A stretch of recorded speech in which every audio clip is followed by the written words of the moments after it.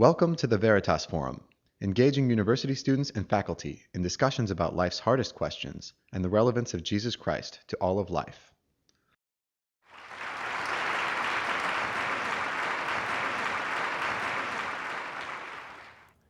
A lot of things have happened in resurrection studies in the last 30 years.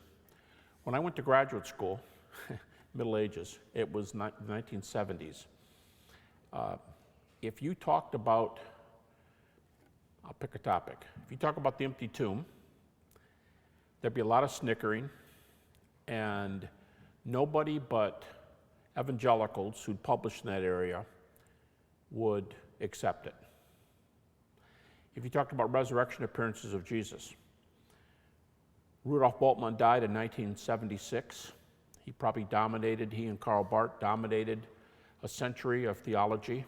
Bultmann was a skeptic, and people were still in his shadow when I was in grad school. And if you mentioned appearances, everybody would have laughed. Seriously. Today, the majority of New Testament scholars, theologians, historians, and philosophers who publish in the area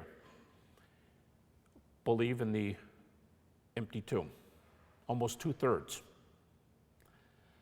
And where in the 70s, if you talked about bodily appearances of Jesus, they'd say, yeah, that's nice. Go back to your church and talk about it, but don't do it on a university campus. Today, bodily resurrection is the predominant view in the academy. Something has happened in 30, 40 years. What's going on? What caused the switch? Well, a lot of things, as we know. Views change. But I was telling Keith coming in today that some of the latest folks who publish under the self-defined title of agnostic, skeptic, and they're friends with the skeptical community. They're often cited by skeptics. These are, quote unquote, their fellows. Here's one, a prominent New Testament scholar who calls himself a skeptic. And he says, yeah, I don't know what I do with this stuff. He said, but one thing I'm sure of, the risen Jesus appeared to his followers after his death. Is that where skepticism is? How many skeptics have moved over from here? I mean, on a grading scale from like A to F, we'll have the believers be the A's and the skeptics be the D's and F's. What's happened to move the D's to C's and C pluses and B minuses? What's going on? Raymond Brown, shortly before his death, probably the most prominent New Testament scholar in America, said that the majority of contemporary theologians in all the state universities and everywhere else, the majority of theologians are conservative today. Again, what's going on? What I'm going to do is share some data with you. Let me introduce my methodology here at the outset. When I was at Michigan State, I did my dissertation on the resurrection. Now, I was 24 when I started doing this, and I was really wet behind the ears, as they say. And I just kind of walked in where angels fear to tread. And I had my committee here, and there was a Jewish agnostic member of the history department on my committee. There was a philosopher on my committee. The chair of this particular program was on my committee, and a Greek Orthodox priest with 2 doctor's degrees, and an agnostic that the dean assigns to your committee from a totally different area, in his words, to make sure 4 friends aren't giving another friend a PhD. So I had a mixed committee of people who were open to the resurrection and those who weren't. And when the committee was over, they approved the topic. And then as I was walking away, the chair from the religion department said to me, we don't care if you do this topic. I mean, we're a classically liberal campus, so you can do anything you can evidence. But don't try telling us the resurrection happened because the Bible says so. Don't try that. Like, I hope you couldn't see me, but I sort of felt like that. And then I said to him, as I said, wet behind the ears, I said to him, how long does this thing have to be again? And he said, at least 200 pages. He said, maybe we'll take 180, but we can't bend on that. Well, it turned out to be 350 pages long. And I developed a method to get around his objection. Don't tell us it happened because the Bible said so. And I've since come to call this the minimal facts method. By the way, my website is GaryHabermas.com. You can find lectures on this and on the method and all over. Nothing's for sale there. Anything you can use, you're welcome to it. And what I did was try to work in an area that says this little New Testament.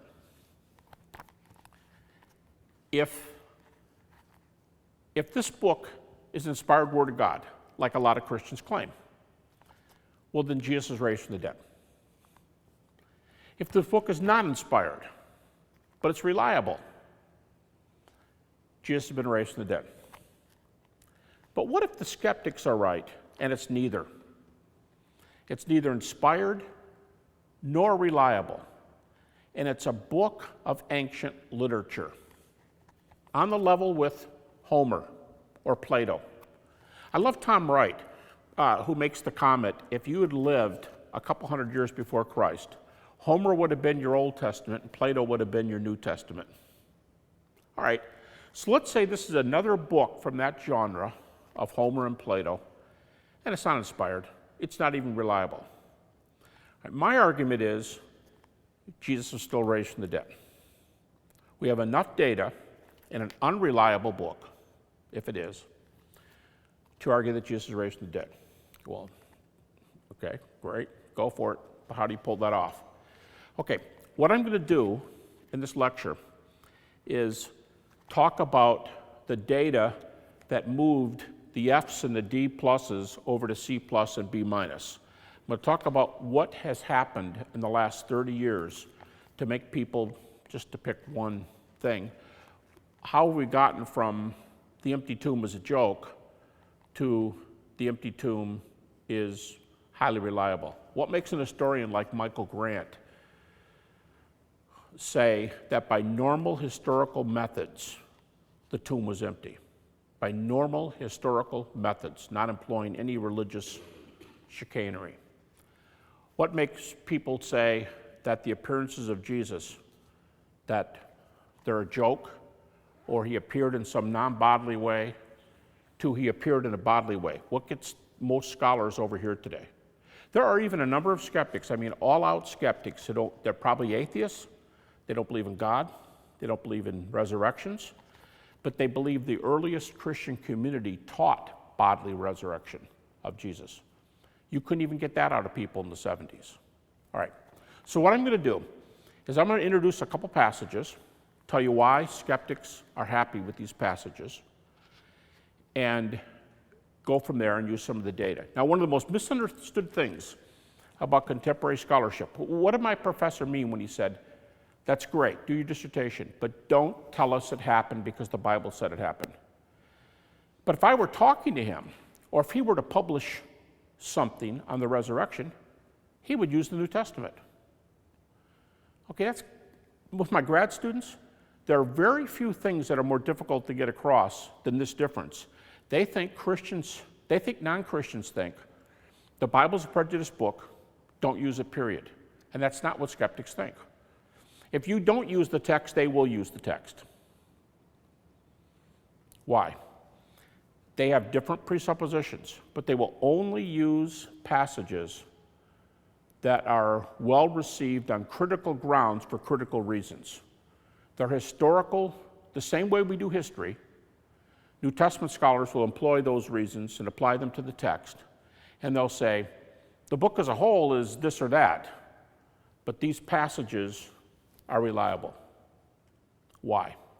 Well, one reason is, in this book right here, New Testament, in this book, There are 13 books that bear Paul's name. No matter how far you are to the left, skeptics will allow 6 to 7 of those books as authentic writings. What's an authentic writing mean? Well, it doesn't mean it's inspired. But what it does mean is we really think Paul wrote those 6 or 7, not the other 6 or 7. Paul really wrote those. And who was Paul? The skeptics. Today, Paul is the skeptic's darling. And they think, here's what Paul's got going for him. He's one of the only authors in the New Testament who we know who he is. He's a convert. Something had to go on in his life to change him because he wasn't always like this. He's a scholar. How do you know he's a scholar? You know, there's different ways to know he's a scholar. You can say, well, he studied under Gamaliel and he went to sort of grad school and under Gamaliel, the number one teacher, and he was the one chosen to root out Christianity. So he had to be an up-and-coming young scholar, sort of a scholar athlete, right? I mean, somebody who really knows the stuff but can go out and do it. So go round up all these Christians. But they also know that simply from reading his works. Anthony Flew, when he was an atheist, used to say, read Romans, and you'll know that Paul is a first-rate philosophical mind. And then he'd say, read the Sermon on the Mount, and you'd know that Jesus is a first-rate ethicist. So just read their writings, and you know he's a scholar. Just read how he puts arguments together. So, which of these books do they accept by Paul? Well, almost unanimously. They will always accept the same books. It's not like some accept one half and somebody else accept the other half. They will always accept Romans, 1st and 2nd Corinthians, Galatians, Philippians, 1 Thessalonians, and of course Philemon, but that's a one-chapter, non-theological book, not terribly helpful. But the other ones, Romans, 1st and 2nd Corinthians, Galatians, Philippians, 1 Thessalonians.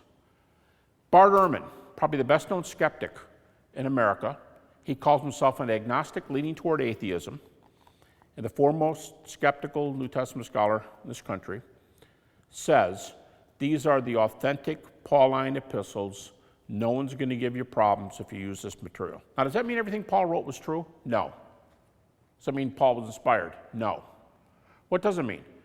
It means he was in the right place at the right time. We know who he was. He's a scholar. He was changed by this message, so there's some dynamics there that are worthwhile. He's just somebody who knew what was going on at that time, and very importantly, as you'll see in this lecture, he knew the other people who knew what was going on. He knew the other eyewitnesses. So that's what authoritative means. Not always right, but scholarly and in a position to be right. And we know who he is. So I'm going to use just 2 texts today in this sense, in this watered down definition of authoritative, watered down in the sense that it's not inspired. But Paul's the author, 1 Corinthians chapter 15, and I'm going to use another text that's the end of Galatians 1, beginning of Galatians 2. There are no chapter dividings in the original text, so these are just 2 texts. End of Galatians 1, beginning of Galatians 2, and 1 Corinthians 15, just the first 20 verses. Now, Paul, in 1 Corinthians 15, begins like this. He tells the Corinthians, he says, when I came to Corinth, I preached the gospel message to you. And basically, now I'm paraphrasing him, but he basically says, what you do with this message determines where you spend eternity. That's the first 2 verses. I preached the gospel. Where are you? Well, how did you respond to my message? Did you say yea or nay?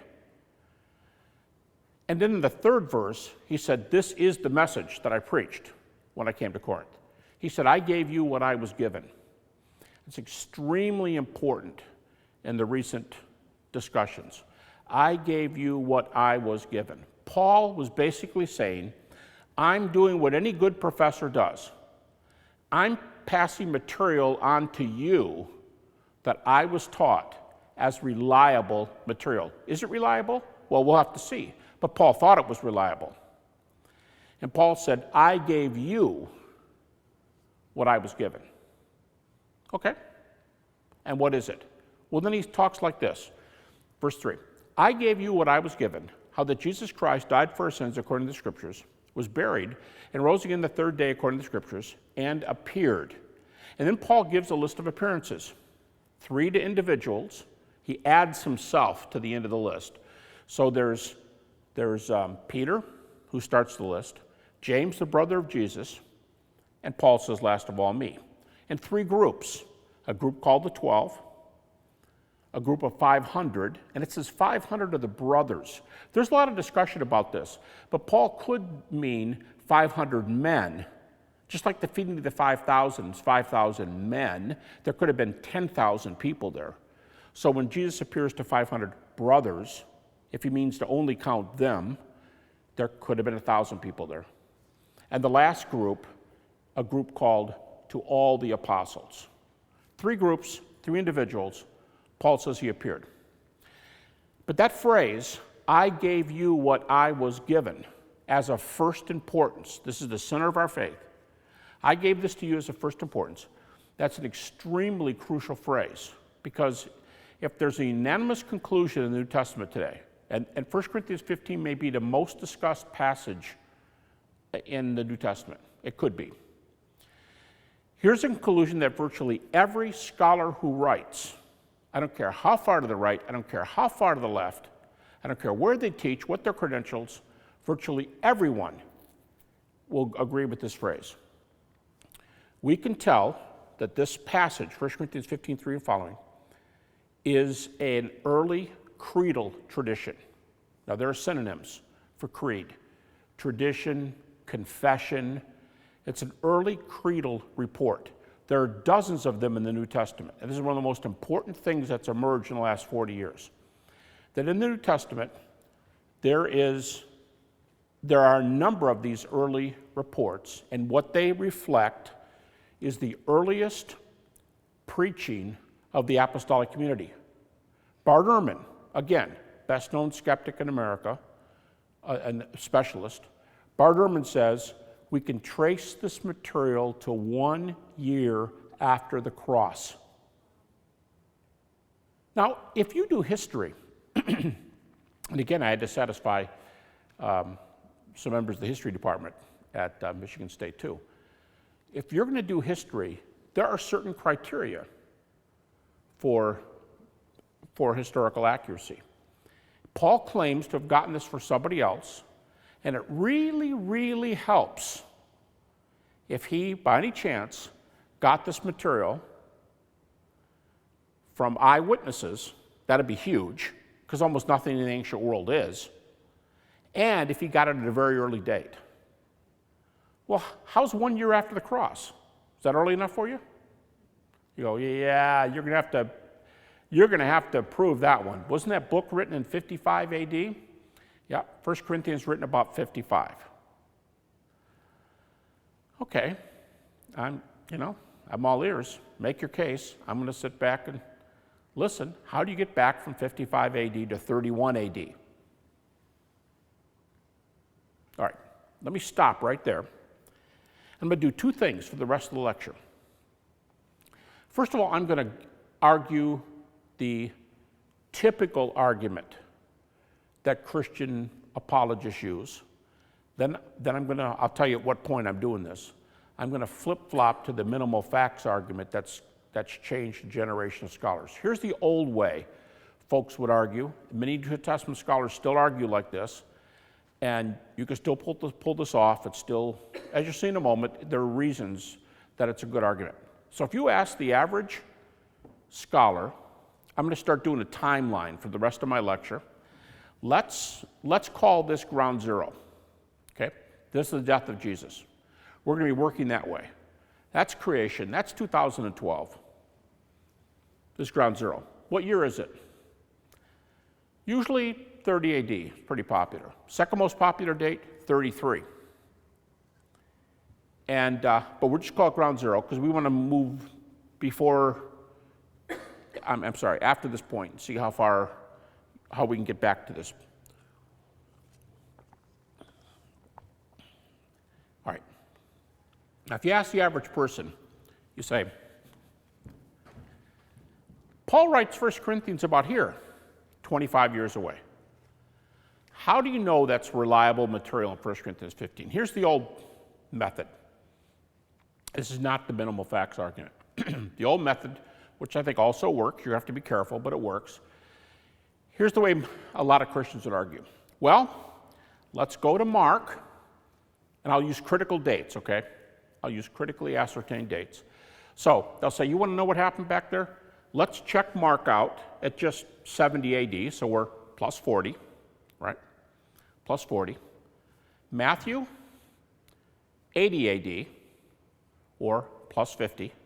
Luke, 85 AD, or plus 55.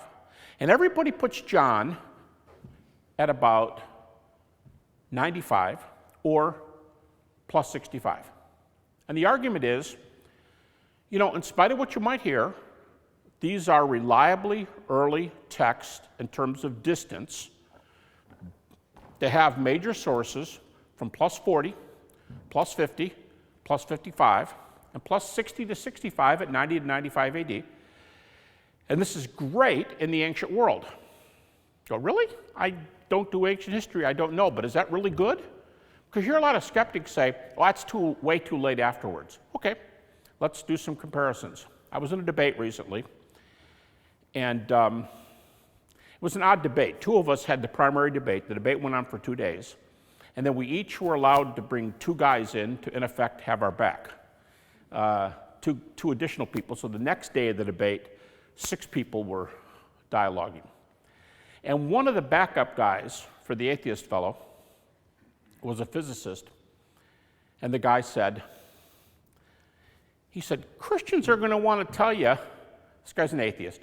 He says, Christians are going to want to tell you that 40 to 60 years later is plenty close. I want to tell you it's not. That's really, really late. So I got up there, and there were 2 platforms, because each of us dialogued with the other one. And so I said to this guy, I said, do we know a lot about Alexander the Great? He said, yeah, we know a lot about Alexander the Great. Really? Yeah, I mean, he's about 33 when he dies. He's the youngest, maybe the most brilliant military general anybody's ever seen up to that point. His armies conquer, they move east. They take everything from Macedonia over past India. Yeah, his group, the phalanx, it was the most devastating army ever. Wipes out a lot of the armies of the Middle East that came up against it. Yeah, we know a fair amount about him. I said, when do those reports date relative to Alexander's life? He said, I don't know, I'm a physicist. It's okay. Here's Alexander's death, about 330 BC. By the way, he was a private tutor. He was privately tutored by Aristotle. So, about 330 BC. And there's a number of people who wrote things about his life that were contemporary with him. Whoa, now that's good. But we don't have any of them. They may show up someday, but we don't have any of them. Our earliest source for Alexander on this timeline, our earliest source for Alexander. Now, I told Art I wouldn't go off the platform here. I have to go out that exit door. Earliest source for Alexander, plus 300. Oh, yeah. Yeah, we knew a lot about Alexander 300 years later. Well, they had earlier sources. That's what the argument is. Well, so did the gospel writers. Best sources for Alexander, Plutarch and Arian. They wrote 425 to 450 after Alexander died. Well, that's not. All right, pick a different example. He's an odd one, so we don't have good historical sources. All right, how about Tiberius Caesar? He was on the throne in Rome when Jesus died. Tiberius lives, he dies just a few years after Jesus does. I think 37 AD. So he's on the throne. Certain early writers link Jesus to Pilate and Tiberius. All right, and we have about the same number of major sources for Tiberius that we do for Jesus. Okay? Good comparison. Let's compare the Gospels to Tiberius real fast. What's our earliest source for Tiberius? Contemporary. And we have it. Ooh. You think to yourself, I'm not going to say anything, but the New Testament's not looking so good here because we don't have a contemporary argument, a contemporary source. There is an early source for Tiberius, a Roman general, but it's the least usable of the four sources. It's the least valuable of the four sources. The next best source for Tiberius, the next source, period. It's the best one. Next source, out there, Tacitus at plus 80, 15 years later than John. Next best source, Suetonius, Roman historian, plus 85. And the fourth source for Tiberius, Dio Cassius, plus 180. Yeah, but skeptics say, yeah, but you can't compare Gospels, prejudiced religious writings, to Greco-Roman histories. Really? That's something else that's changed in recent scholarship. About 1990, a prominent classical scholar at the University of London wrote a book comparing the Gospels to Greco-Roman biographies, or bio, as it's sometimes pronounced. And he argued the Gospels have all the earmarks of Greco-Roman biographies, and they should be considered biographies. Maybe you can think in your own fields about how a major work has changed thought, and that has held the day since 1990. And today, most New Testament scholars, critical New Testament scholars, believe that the Gospels are Greco-Roman biographies. So they are the same genre. Well, then you go, yeah, but they got miracles in them. So do all the Greco-Roman historians. Go, you're kidding. No, they do. Virtually every Greco-Roman writer. Now, Thucydides is an exception. He says he doesn't believe in that stuff and he doesn't do it. But Herodotus, the so-called father of history. Tacitus, although he has fewer than Suetonius. Suetonius has a lot. Pretty normal. You go, well, then they're all whatever. Okay, really? They're all junk because they report miracles, right? We were talking back there before this started, and let me refer to you a 2-volume work that's just come out a year ago. It's called Miracles. It's by Craig Keener, PhD from Duke, New Testament, minor in classics. So he's a Greco-Roman scholar, and he's done a 2-volume work, 1,200 pages, part 1 and part 2, on contemporary miracle claims. He's got pre and post CAT scans, pre and post MRIs, pre and post X-rays, and some of these things, when you read them, you're going to say, how come I've never heard this? I don't know, but you can't put these things down. These 2 books are just incredible. He's got hundreds of cases from all over the world. He's got so many of them that the table of contents reads like this. Cases in Asia, cases in Central America, cases in South America, cases in Western Europe, cases in North America. That's how they're arranged. And then under each section, he's got little things like those with corroboration, those with heavy evidence. And his main argument in 2 volumes is this: don't call the New Testament naive because it records miracles. And don't call Greco-Roman writers, which is his second area, don't call Greco-Roman writers naive because they record miracles. Everybody in the world knows about these things except the Western university community, and they're coming around. That's his claim. So that does not make these guys naive, Because if you're going to call John naive, you call Herodotus naive. If you call Mark naive, you call Tacitus naive. And maybe they're the right ones and we're the wrong ones. Just maybe. Okay, I'm going to drop this second argument that says the New Testament is in the right place, right time, fulfills the criteria for historiography. Now, from this point on, I'm going to be doing my minimal facts argument. I'm going to be citing only data. Probably 95% of what I say from now on will be accepted across the critical spectrum, from conservative scholars to atheist scholars who study these disciplines. They're all going to agree with almost everything I'm saying here.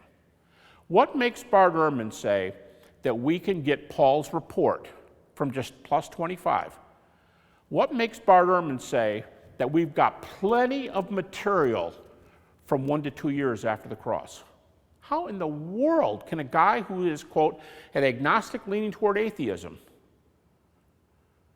how can he say we can get this material back to plus 1 or plus 2? All right. So Paul is writing here, 1 Corinthians 15. There's no difference on the date. Some people might say 53, some people might say 57, but it's not determined by whether you're conservative or liberal or whatever. About 55, that's a nice round 25 years. But Paul says, first 2 verses, when I came to you, Corinthians, this is the message I gave you. In other words, when he came to them, he said it, and now he's writing it down. When did he come to Corinth? Some people think that this is the most ascertainable date in the entire New Testament. 51 AD, 51 to 52.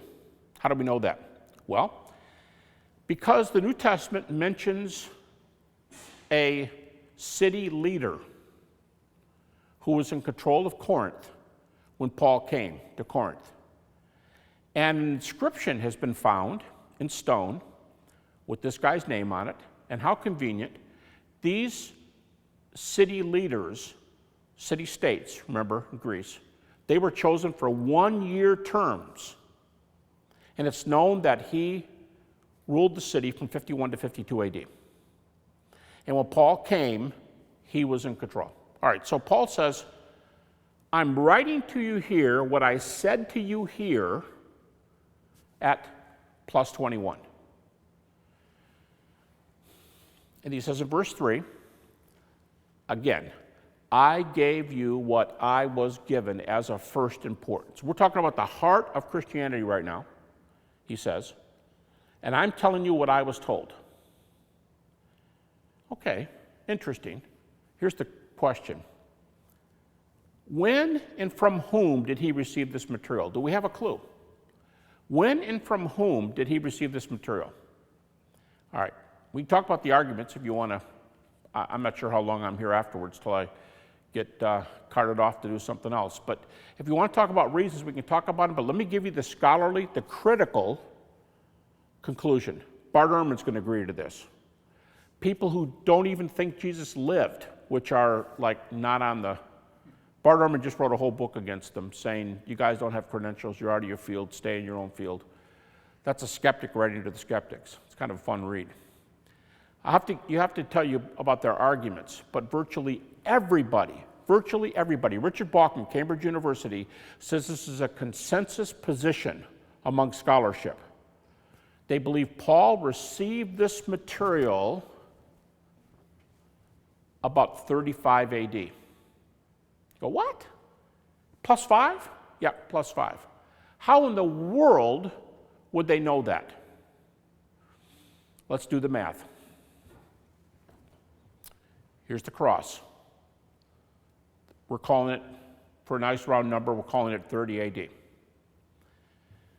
When did Paul have his Damascus Road experience?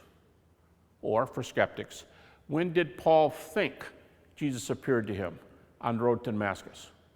It was either plus 2 or plus 3. Plus 2 or plus 3. Paul says, Galatians chapter 1, an authoritative book, according to the definition I gave you earlier of authoritative. Galatians chapter 1, Paul says, Galatians 1:16, I met Jesus. And then he said, I didn't go running up to Jerusalem to meet those who were apostles before me. I went out into Arabia by myself for 3 years. Now, some people think he was preaching and all kinds of other stuff, but we really don't know. He said, I went off for 3 years, and then I went up to Jerusalem. All right, again, let's do the math. Here's the cross. When does Paul come to the Lord? +2. You say, well, I think it's +3. Great, +3. 3 years later, he goes up to Jerusalem. 3 + 3, 6, 30 AD. Oh, I think he was converted 32 AD. Okay, great. 2 + 3, 35. And in Galatians chapter 1, Paul says, I went up to Jerusalem after 3 years, so we're +5 or +6 after the cross. And Paul says, I spent 15 days with Peter, the head apostle. He said, I saw no other apostles except James, the brother of Jesus. I spent 15 days with Peter and James, the brother of Jesus. Now, what were they discussing during that time? Well, the theme of the short book called Galatians is the nature of the gospel. It's, I guess maybe we could say this is the theme of Galatians. Here's the gospel. Get it right. Don't change it. If you change it, you're anathema. Preach the right thing. Don't try to get there some other way. It's by grace through faith. All right, you got it? Don't mess up the gospel. That's the bottom line. So when he goes to Jerusalem at +5 or +6, if they weren't talking about the gospel centrally, at least had to come up. Now, you know, as a guy who studied the resurrection all my life, and I tell people the resurrection rescued me from 10 years of skepticism. I told my mother from back in those days that I was this close to becoming a Buddhist. I really was. And in fact, some days I think I was, like we were talking about in the car, you know, what side of the fence am I on? I don't know. You know, you're in grad school and you're going through this stuff and a lot of things are going on. And the resurrection kind of rescued me from this. I could see that this argument wins the day. Seriously. All right, so what's going on here? I know what I would ask Peter and James first. This would be my first question to them if I'm the Apostle Paul. I'll tell you what I saw on the way to Damascus if you tell me what you saw a few days after the crucifixion. How did he look? Come on, guys. Give it to me. What did you guys see? Then I'll tell you what I saw. And then I might say this if I'm Paul, depending on how bold Paul is. And, you know, Paul was pretty bold from his epistles. I might have said this. Hey, guys, the three of us have something in common here. I'm not trying to dog you guys, but, you know, we all have a point in our life when we weren't exactly exemplary followers of the Lord. I was on my way to kill or imprison men, women, and children who named the name of Christ. I'm not proud of that.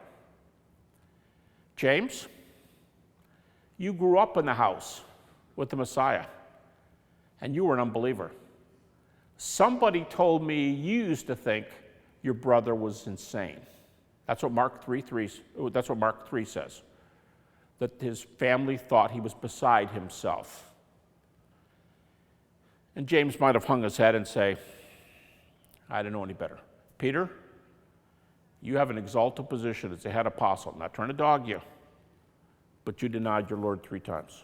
Now, if I'm writing a book here, I'm going to put an informational footnote. I'm going to say a pastoral note. I'm going to say, look what God does with people who've made a lot of mistakes, and he uses them later. Just a little side note. But if I'm Paul, I'm going to say, guys, tell me, James, dude, you thought he was crazy. What did you think when you saw your crucified and risen brother? And Jesus says to you, bro, it's me. What was the first thought that came into your head? Peter, you must have thought it was wasted. You blew it. You're going back fishing. What did you think when he appeared to you? And guys, let me tell you what it was like for me on the road to Damascus. I mean, what were those 15 days like? There's a little Greek word Well, actually, it's a long Greek word, but it's in Galatians chapter 1, verse 18. The Greek word is hysteresis.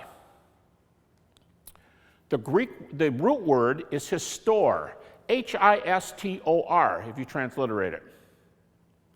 Now, you don't jump off the deep end and say, that's our word history. Well, it is the Greek word from which we get our word history, but it doesn't mean it meant history in the first century. But what does histor or hysteresi mean?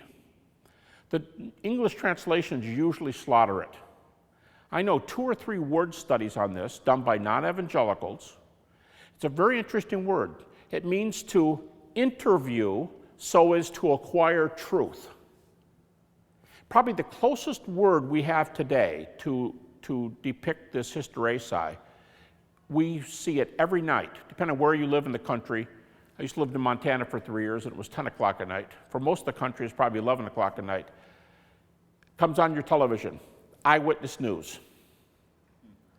The word hysteresi means check it out. It was used in papyri at an early date for people who didn't take persons, words, a geographer. It was used once of a geographer. What's up this river? Well, I'm not going to ask you what's up that river. You might live a mile up, but I'm going to check it out myself. So I go up the river. Then I write my diary. That's hysteresi. That's eyewitness news. And here's Geraldo Rivera out, and Geraldo's always standing in the middle of the hurricane, so you can see that he's really suffering to bring you the news. That's hysteresi. And Paul says, I went back here at +5 or 6 because I wanted to investigate. Then, as we go from the end of Galatians 1 to Galatians 2, no chapter break, he says, 14 years later, I went back. All right. 14 years later, I went back. Critics, Bart Ehrman, Helmut Kirster at Harvard, they put this event at about 48 AD. We're still only +18. He went back, and Galatians 2:2 is one of the most incredible verses in the New Testament.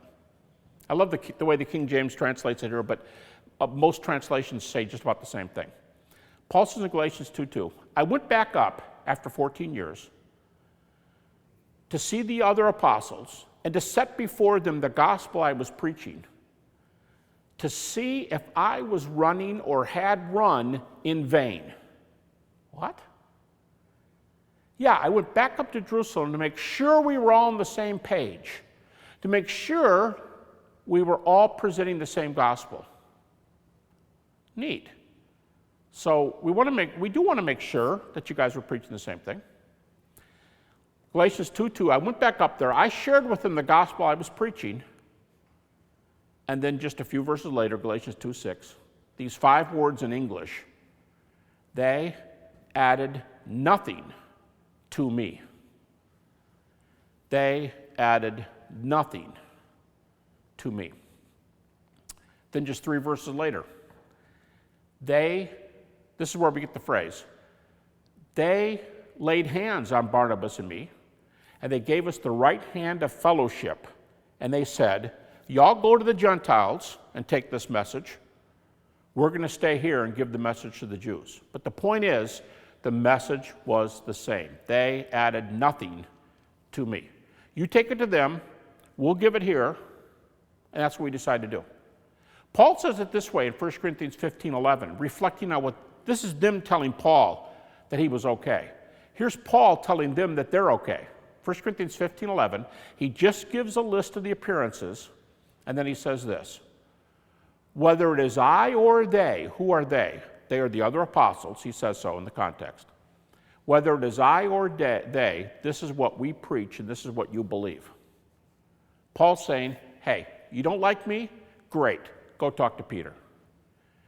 Don't like Peter? Go talk to James. Because you're going to get the same message no matter who you talk to. Whether it's I or they, so we teach, and so you believe. Next few verses, that's why Paul says 3 times, if we're wrong about this, we're liars. If we're wrong about this, we're preaching in vain. The we're is he and the other apostles. Why? Because they were preaching the same message. It's uniform. All right, one more thing and I'm done. So far, I've been focusing on this point right here at 5 to 6 years after the cross. But I'm going to assert that we can get back all the way to the cross. We can close this gap. Why does Bart Ehrman, what I started with, why does Bart Ehrman say we can get this message back to 1 to 2 years after the cross? Why does he concede that? Why do skeptics, why has the table certainly totally changed on this? Because of this creedal argument. And in the New Testament, they can tell that this was early preaching. This is what the earliest apostles preached coming out of the gate. All right. This is when Paul heard the message, hysteresi, Galatians 1:18. This is when he did the firsthand research. Now, if Peter and James gave it to Paul, they had it before he had it. Now, when I say an early creed, one of the reasons they know it's an early creed is because in the Greek, it reads stylistically. 1 Corinthians 15:3 and following reads like this in the Greek. Da da da da da da da da da da da da da da. 2 stanzas with data, and not a rhyming sequence like American, like English, but with a way that's easily memorizable. Why? Because most New Testament scholars today believe that the vast majority of Jesus' audiences, contrary to other things you may have heard, the vast majority of Jesus' audiences were illiterate, up to 90%. What do you do when you teach somebody who's illiterate, but you want them to teach somebody else? What do? You tell stories that they'll remember. Parables. And you give them short, pithy statements that they will memorize. Turn the other cheek, walk the extra mile, do unto others, that they will memorize. And when you codify things into a da da da da da da da da da da da da da da, especially if there's an Aramaic original, which is the language Jesus speaks, now we know you're really going back in the church because somebody had to put this together. All right, Paul hears it. They had it before Paul. Someone had to codify it. You had to get it from the events to the da da da da da da da, and we're right on top of it. In fact, some of the leading scholars today have said the following. Larry Hurtado, just recently retired, head of the religion department at Edinburgh University. Hurtado says, coming out of the gates in 30 AD, Hurtado says 2 doctrines had to be present or there would be no Christianity. What are those 2 doctrines? Deity of Christ and a resurrection. Of course, if there's a resurrection, there's a death. So deity, death, resurrection. That's the gospel. Whenever you hear the gospel defined in the New Testament, writings of Paul or in the book of Acts, that's the minimal gospel presentation. Deity, death, resurrection, and then the question of, do you have faith? And that's what Paul's saying in 1 Corinthians 15, 1 and 2. What did you do with that message? Did you believe? First 2 verses, 1 Corinthians 15, 1 and 2. So deity, death, resurrection, belief. And Hurtado says, coming out of the gate, you got that. From Edinburgh. Okay. Richard Bauckham, Cambridge. Same thing. I gave this lecture one time at Cambridge. Same lecture. And Richard Bauckham, who's a very prominent scholar, slipped in and was sitting in the back row while I was speaking. And I went ahead and gave him a regular lecture, which took his name in vain several times, and said, Richard Bauckham says you can date it there. He sat in the back. I asked him later, do you have any comments? He said, no, that's what I teach. That is present from 30 to 31 AD. Okay, third guy, James D.G. Dunn, as influential as any historical Jesus scholar today. Dunn says the latest this da da da da da da da form could have been memorized. The latest it would have been put from event into form is 6 months after the cross. That's James D.G. Dunn. Here's the cross. 6 months later, this is in da da da da da da da form. And like I said, the very latest is Bart Ehrman. I started the lecture with it.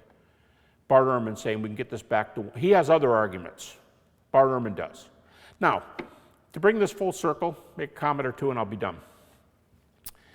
What about my professor who said, yeah, go ahead and do the resurrection, but don't say it happened because the New Testament said it happened. And I said, critical scholars use the New Testament, but they use it critically. They don't assume it's inspired or even reliable. They use it critically. How would Bart Ehrman, how would Bart, qua Bart, get that conclusion of 1 to 2 years later? Well, one of the things he does in this book, Did Jesus Exist? He asks, how many independent arguments do we have for the crucifixion of Jesus? Now, the Jesus Seminar, a very critical, very quote-unquote liberal group, says if you have two sources for something, that makes the proclamation a lot greater chance of being historical, because two heads are better than one. Two sources are great. Bart Ehrman asked the question, how many sources do we have for the crucifixion? He gives a list. He cites, to his skeptical mind, the way he does this, he gives 11 sources, 11 independent sources for the crucifixion of Jesus. 11. Now, on ancient historical grounds, why isn't 11 exemplary? When, as Paul Myers says, professor of ancient history, Western Michigan University, Myers says many things in the ancient world depend on one witness, and two make an event unimpeachable. Two. Bart Ehrman says we have 11 different sources, historical sources for the crucifixion of Jesus. So here's what you get, bottom line. This phrase will have virtually no disputants in the contemporary world. Jesus' earliest followers had experiences that they thought were appearances of the risen Jesus. Virtually nobody disputes that. Bart Ehrman says, no, I don't dispute that. It's determined historically. We know it's true. Why would I say I dispute it? It's just true. So here's what you do. We have that sentence. The earliest followers of Jesus had experiences that they believe were appearances of the risen Jesus. And what do you do if you're a skeptic? You come up with alternatives. Well, maybe they were lying. Well, maybe they saw hallucinations. But the same data, which I've been given here, the same data which scholars share, say those other theories don't work. And so now you're left with an appearance. And therefore, a lot of skeptics, place we began, a lot of people today who are happy and are often quoted by the skeptical community will say, I'm a skeptic, as Dale Allison does. He was the one I was citing earlier. Dale Allison, who says, I'm a skeptic. He called himself a cryptic deist. And then he says, but I'm sure the risen Jesus appeared to his disciples after his death. I can give you others, but is that the definition? Ed Sanders, E.P. Sanders, Duke University, recently retired from Duke, historian. He gives a list of well-accepted historical events, and he calls himself a liberal. And then he says this in his list of accepted historical facts. He says, the following is an historical fact. The earliest disciples saw the risen Jesus. I don't know how exactly they saw him, but they saw him. That's his list, and that's part of his list. That's one of his facts in his irreducible minimum list. The earliest disciples saw the risen Jesus. How do we get that? Because we have the data that can track it back to the beginning. Okay. Art, should I take some questions here or comments? And if you have to leave, folks, don't think anything about getting up and leaving. You know, I'm used to university classes too, and I'm used to people walking out all the time while I'm speaking. Questions or comments? Derogatory remarks? Yes. Speak up. Oh, yeah, so it seems like one of the things that's going on in your argument is that you have like the 15 days where they met and talked, and you have independent eyewitnesses coming together and their stories corroborating each other, and that therefore, to some degree, lending truth, or lending some kind of truth value to what they claim they saw, or that they saw the risen Christ. Mm-hmm. There's been recent technical results that show, his name is Eric Olson, and he's a philosopher, that shows that coherence of independent testimony is not necessarily truth conducive, given that the credibility of the testifiers is questionable. And when you have testifiers like, for example, Paul, James, Peter, it seems like their own credibility could be questioned. Because? Well, because Paul was murdered, and so my question is, what is your first century source that Peter, James, and John were reliable, so that the corroboration of their independent testimony, we can think, is conducive to the truth of what they're reporting? So how do we know that the witnesses themselves are reliable? Yeah. Okay, first of all, I'll even add to your objection. There have been a number of psychological studies on the nature of eyewitness reports and memory. In fact, Richard Bauckham, in his book called Jesus and the Eyewitnesses, the Cambridge guy I was referring to, he has a whole chapter on eyewitness credibility and eyewitnesses as a good, in the ancient world, as a good indication or not of events. And he goes through these psychological studies and asks the same sort of question. Okay, now I would say one answer to that is somebody like a Bart Ehrman. I think if he were up here, having just gone through this book, Did Jesus Exist? I think Bart would say, now look, I'm not a Christian, so I'm not trying to argue for Christianity, because that's how he starts his book out. I'm not a Christian, so I'm not trying to argue for this.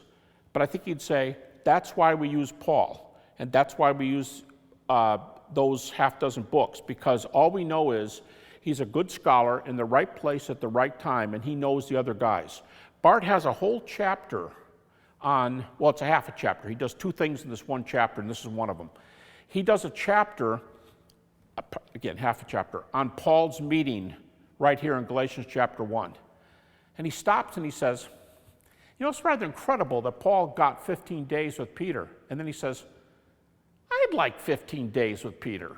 You know, that's good. That's good. And then he says, Bart Ehrman, the skeptic, says, how much closer to eyewitness testimony can we get than this? He says, this is the best testimony we have. So I think Bart would say, these guys were in the right place, right time. Paul himself a scholar, so he's the one that's going to check this out. Now, we have a trial attorney over here who maybe can say this, but I would say this. I'd say eyewitnesses don't prove something's true.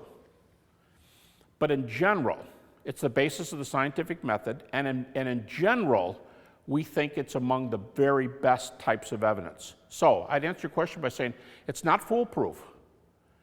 But if somebody has a problem and says, well, that's great, but one guy's a murderer and the one guy's a whatever, then they should come up with an alternative thesis that explains this better, like you do in a court of law, or you do in a history class, or you do in a philosophy class in epistemology, let's say. And you have to go through this, and you'd have to make a case for something better happening, and I'm going to say the alternatives aren't going to work very well. And that's why you have to ask, why do the E.P. Saunders of Duke, Bart Ehrman, North Carolina, why have the skeptics move from, no, you can't use that evidence, that's really, really bad, to, wow, this stuff for the resurrection is looking incredibly good. Now, why would somebody who doesn't believe those things move over toward it? Something's convincing them that this data is not impregnable. No data are. Everything's probabilistic. It's fallible data. But we have to do the best we have of what we have. And if you can get back to early eyewitnesses, the 2 E's, I sometimes call them. By the way, empty tomb, if you want to talk about E's, there's a third one. I told you when I went to graduate school in the 70s, nobody believed the empty tomb unless you were an evangelical. In the literature today, there are 23, at least I've come up with 23 arguments for the empty tomb. 23 arguments for the tomb being empty. So now you have early eyewitnesses with an empty tomb. And the data have to be addressed all that. So I just say, best place, best time, most authoritative people we have. Paul was certainly a scholar. And so what's your better shot at the data? My question again is, now you're doing the best explanation argument? Yeah, Okay. like abduction. You just switched it back to me, but I want to switch it back to you. Sure. Again, what is your first century source that gives us some degree of confidence that the eyewitness testifiers were credible? I seem to have evidence that they were not. Like what? Like that Paul wasn't. How does somebody being a murderer mean you can't witness to something? Well, we need to know the veracity of their testimony. Sure. But to use your example, how does Bill is a murderer, so Bill can't testify in a court of law? No, it at least adds a question to whether or not they have the kind of character that we can rely on their testimony as being conducive. So that makes him a bad character. Well, it puts it in question. So I need at least something to show. But what's on the other side? As I said, there's got to be a reason why skeptics are taking his 6 books and thinking they meet the criteria. Scholar, studying under the right guys, thinks clearly, can put a philosophical argument together. And he's been converted by this, so you have to ask him, why has he changed from being a murderer to being a very ethical, law-abiding, religious teacher? What's happened to him? And Paul says, okay, it was the resurrection of Jesus. That's what turned me around. You'd have to answer that on its own grounds. Just by virtue of the people he knew, the time and place he wrote, his scholarly credentials, how he wrote, the nature of his arguments, that's probably why Paul's the critic's darling. That's probably why they use him. They think he stands those tests. The very thing you're asking. Okay, and so you think that makes his testimony reliable? Among other things, He's a good scholar. including his conversion, because that tells you, I used to do this. That was horrible. I don't do that right now. I'm over on this side of the fence, and here's why I am. So he would even agree with you about who he used to be. He says that plenty of times in those 6 to 7 books. So I think he can answer those questions. Again, if it were that easy to deal with it, these guys scholarship today would not have moved over. If it's that easy to say these guys are not credible witnesses. That's why Bart Ehrman has a half a chapter on this meeting saying he wished he were there, and this is a great way to hear early evidence of what's going on. Plus, we have a lot of other reports that get us back to the cross. Is that so what's the first century evidence of their credibility again? I'm missing it. What do you mean, first century? Yeah, so I wanted some kind of. Because Bart Ehrman himself says we have He's contemporary. Sorry? He's contemporary. Who's contemporary? Bart Ehrman. Bart Ehrman is a distinguished professor at University of North Carolina who is an agnostic leaning toward atheism. He's a New Testament scholar, PhD from Princeton. And he used to be a Christian. He walked away from the faith. He tells everybody, he says, I'm not a Christian. I'm not trying to give you an argument for this. I'm just telling you they have a good foundation for what they're saying. Christians do, but I'm not one. And he's very, very well known. He's probably got 10 books published with Oxford University Press. He's the main guy that skeptics, used to be John Dominic Crossan, but now it's Bart Ehrman. He's the hot skeptic. Yes, sir. Yeah, on this same subject, the arguments that I've heard that are most convincing to me would be that the accounts don't exclude evidence like Paul had this aspect to his life. He used to be a loser. There's a lot of things in the accounts that if you're trying to make up a story, you probably wouldn't put in. And the second one, and I don't know if there's really historical evidence here, but I've heard it, is the martyrdom of the early believers, that they actually took this witnessing that they had and gave their life to rather than refute it. So maybe you comment on those things. Let me take the second one, martyrdom. Martyrdom does not prove a message. Martyrdom proves that the witnesses believe their message. That's all martyrdom does. We think about other examples. You could be an atheist, communist, and die for your message to propagate communism, and many did, back after the Russian Revolution and so on. Buddhist priests who set themselves on fire to protest the war in Vietnam. You couldn't deny the fact that they were utterly appalled at the war and thought people shouldn't be killing each other, so they died for an ethical principle. When the earliest disciples died for their message, it doesn't prove their message, but you're right, they put themselves in a position to say, I've satisfied myself that there's enough data here. Now you say, well, do we have evidence for their martyrdom? I wouldn't go around saying, I would not say that we know that all the early apostles died as martyrs, because some of the data for that gets pretty late.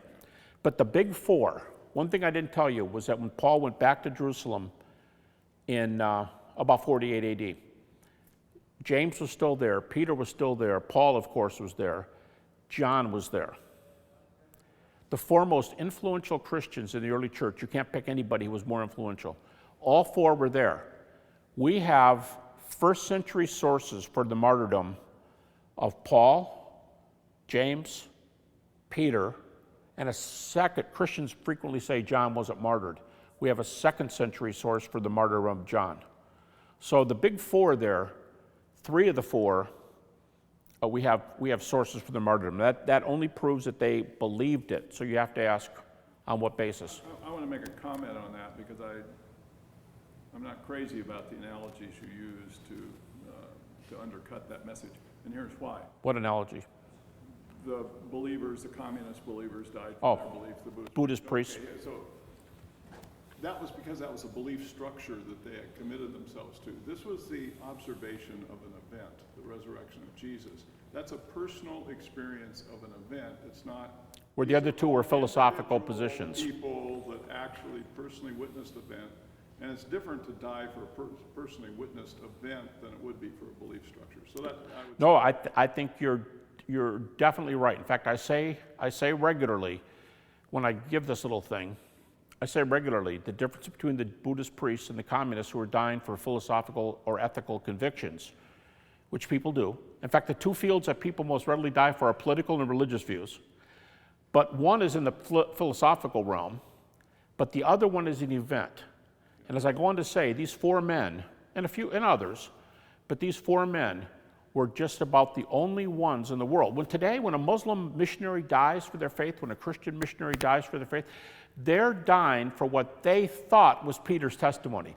They're dying for what they thought was Paul's or Muhammad's testimony. They're dying for their testimony. Only these four guys were in a position to know whether their testimony was right or wrong. That's the point you're making? Yeah, I think that is, they died for their conviction about an historical event. Their conviction about it, yes. Back to this comment about Paul being a murderer, there's different kinds of murders, and you might say in a court of law he might not be held reliable if you were a murderer that shot somebody to rob a bank or something, but Paul's murdering had to do with the early Christians, and because it was on a matter of principle, it'd be no different than saying we can't trust a veteran who came back from the war who shot somebody, and so therefore he's a murderer. And there's a big difference in a court of law between a witness and an expert witness. We're not saying these people were expert witnesses, we're saying they're witnesses. They're just telling you what they saw, and there's no reason to deny it unless they have something to gain by it, or if they were unreliable because they were... Or mentally ill, or... They would lie at anything, but Paul certainly was not that as a scholar. That's a great point. If it's true that Paul is acting on state's evidence, if he's acting on what the authorities told him to do, his murders would be on the level of somebody who threw the switch for the electric chair. Because that was a state-sanctioned, that's what the Christians were. He was sent by authorities to mop up this, he was not unethical himself. Craig, do you have any comment about this? No, I think the answer to your question is there are no other sources outside of the New Testament Gospels for Paul's character. But of course you had to assume the truth of those Gospels to even get to Paul being a murderer. There's no other external source. These are the best sources. They are the earliest. Did they have means, motive, and opportunity? So you're accepting the sources even to get that, because it's in the same sources. When people say to me, how come Christians were so prejudiced to only accept four Gospels when there were different numbers are given? when there were 23 Gospels. What they're not telling you is, in order to say there were 23 Gospels, you're going up to the 4th century AD. And my comeback to that frequently is, it's not the Christians' fault if they accepted every gospel that was available in 100 AD, but there were only 4. In other words, they accepted everything. They tried to be inclusive. They knew there were differences between John and Mark, but they accepted them because they were the early sources. They accepted what we had. So at the time, there's no other comeback. There's no other data. We don't know. I often ask people it often happens in a context just like this, where somebody will say, well, why couldn't this have been true? Or why couldn't that have been true? I'd say, I'll tell you what, I'll let you have a much lesser standard than Bart Ehrman used for the cross. Bart gives 11 sources for the crucifixion of Jesus. Give me 2. Give me 2 first-century sources that says Paul was unreliable. There aren't any. And the comeback is, well, I'm just saying. Okay, well, the just saying opposes the sources we have. If all the data we have are on this side and the I'm just saying is on the other side, what's that to put up against the 2 sources? We have sources versus no sources. We don't have contrary first-century sources that say other things. Jesus was a loser. He didn't die. He wasn't raised. I'm telling you, I verified that myself. And this is written in 80 AD. There's no contrary evidence. Wasn't the canon, didn't it came in 4th century? But that's Well, what we consider the canon now. Anyway, but that's because I think the early sources, the eyewitness sources, and the people that were living, the church fathers that were living at that time that continuously went and passed on the information, were continually judging in terms of the eyewitness sources and the earlier. You say 4th century, but there was no council that chose the books. That's often said. They didn't choose books. They recognized what people were saying up until that time. I'll give you an example. We have a very early canon called the Muratorian fragment. Dates about 165 or 170 AD. Now, unfortunately, the document's broken off, so the last few books on the list are not there. The end of it's been cut off. But the list that they give is the same as our New Testament, back until about 2 Peter. Only the very end is missing. There's another work from the same time called Tatian's Fourfold Gospel, and it's a comparison of Matthew, Mark, Luke, and John from the 2nd century. We have early writers, Clement, Ignatius, Polycarp, Papias from fragments, who list the 4 authoritative Gospels from the very beginning at the end of the 1st century. So we have the earliest sources saying these are the authoritative books that we have up until this time. So, yes? Speak up so we can all hear. Speak up, he said. If Bart Ehrman puts forth the credibility for these 11 sources for the New Testament, For the crucifixion? Right. then why is he still leaning towards atheism? Great question. Okay, question is, if he has 11 sources, well, because he thinks the 11 sources are great. That's why he believes Jesus is crucified. He says Jesus died by crucifixion. It's a historical fact. I don't have to back away from that. That's what ancient history says. And he says also the earliest followers of Jesus believe they saw appearances of the risen Jesus. I don't have to back off from that. That's what early history says. He says I don't back off from those at all. But if he's not going to be a Christian, he's going to have to explain the data variously. He's going to have to explain it otherwise. And so some of the evangelicals who have debated Bart, Mike Lacona, Bill Craig, Craig Evans, Dan Wallace, and others, they go over how can you explain that data better. That's what some of these debates are about. Now, the ones with Dan Wallace are about the status of the New Testament manuscripts, the thing we just got to talking about.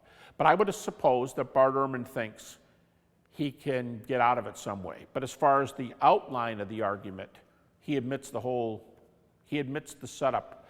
He admits we can get back to 1 year after the cross for both crucifixion statements and resurrection statements. We can get it back to 1 to 2. He says 1 to 2 years after the cross. Yes, sir. Oh, just on this point, it seems to me that the skeptics or atheists can still say, agree with all the scholarship and say, okay, Jesus is a guy who lived in that time. He died. He was raised from the dead. People saw it. What's that got to do with me? I don't Sure. know if he was the Son of God. Right. Yeah, I liken it to if I remember going on a blind date. It's before I got married. When someone sets you up with a blind date, a friend might say to you, whichever way it goes, guy, gal, you say, hey, all your buddies are married, you're the last one, you're an old guy, I'm trying to set you up with somebody who's going to change your life. This person is the one you're looking for. And the person comes back, guy or gal, comes back and says, you're right. This was a extremely, this person is neat. We're going to keep up our friendship and so on. But there's something missing here. You mistake me for somebody who wants to get married. I don't. And the reason I'm here in town is because of this local church here in Santa Barbara. We're doing a seminar not on the resurrection, we're doing it on religious doubt. Okay, I've got 3 books on religious doubt. I'm just saying I've got a little bit of background. I've been working with a clinical psychologist for 20 years, and he's been testing, and we're getting ready to publish in a couple secular journals with what we found out. The vast majority of doubters, 70 to 85% of doubters doubt not for factual reasons, but for emotional reasons. Something's happened to them. C.S. Lewis says, I became an atheist when my mother got sick, and I prayed and prayed and prayed for her to be saved, and she wasn't saved physically, and she wasn't. And I even thought after she died that God would raise her from the dead. He didn't, so I was pretty ticked, and a few years later I became an atheist.